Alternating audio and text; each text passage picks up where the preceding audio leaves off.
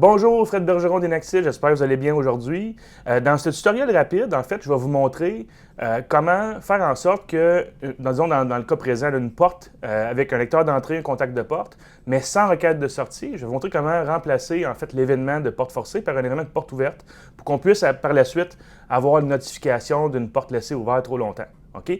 On a eu beaucoup d'appels disons pour ce sujet-là dernièrement au Spion Technique, puis je pense que ça valait la peine de vous le montrer. C'est très facile.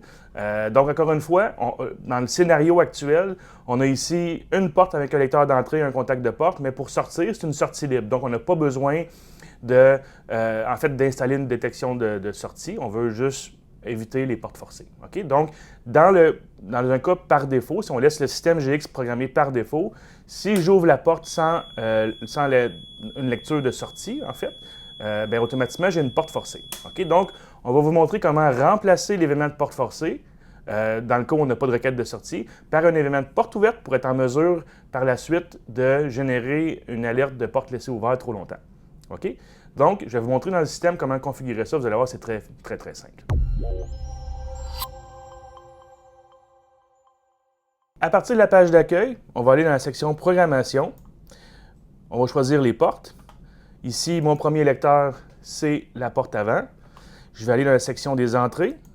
OK? Et puis, en bas complètement, on va cocher porte forcée, envoi porte ouverte. Donc, essentiellement, tout ça, ce que ça veut dire, c'est au lieu d'avoir une porte forcée, on va avoir un événement de porte ouverte qui va se produire dans le système. Et là, à partir de ce moment-là, ça va commencer à calculer le nombre de secondes que la porte a été laissée ouverte pour après ça activer les piézos et générer l'événement de trouble de porte laissée ouverte trop longtemps.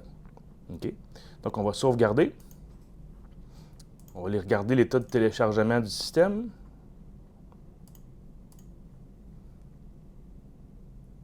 Donc, c'est pas très long. Encore en train de télécharger. Parfait, téléchargement est terminé. Maintenant, si on regarde nos événements, vous allez voir que si j'ouvre la porte, là, on est en préalarme parce que j'avais mis un temps de préalarme très court. Donc, on n'a pas eu de porte forcée. Maintenant, le système va compter le temps de porte laissée ouverte trop longtemps. OK, je vais fermer la porte comme ça. Envoyer, c'est pas compliqué. Dans les options d'entrée de porte, on va remplacer l'événement de porte forcée par laissé ouvert, ou par porte ouverte, pardon. Et puis, ça va éviter des alertes ou des fausses alertes sur votre site. Donc, j'espère que vous avez apprécié. C'était comment, en fait, contourner les événements de porte forcée avec un événement de porte ouverte.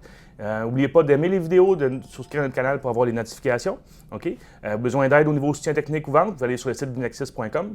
Et puis, merci beaucoup d'avoir écouté. Fred Bergeron d'Enaxis. À la prochaine.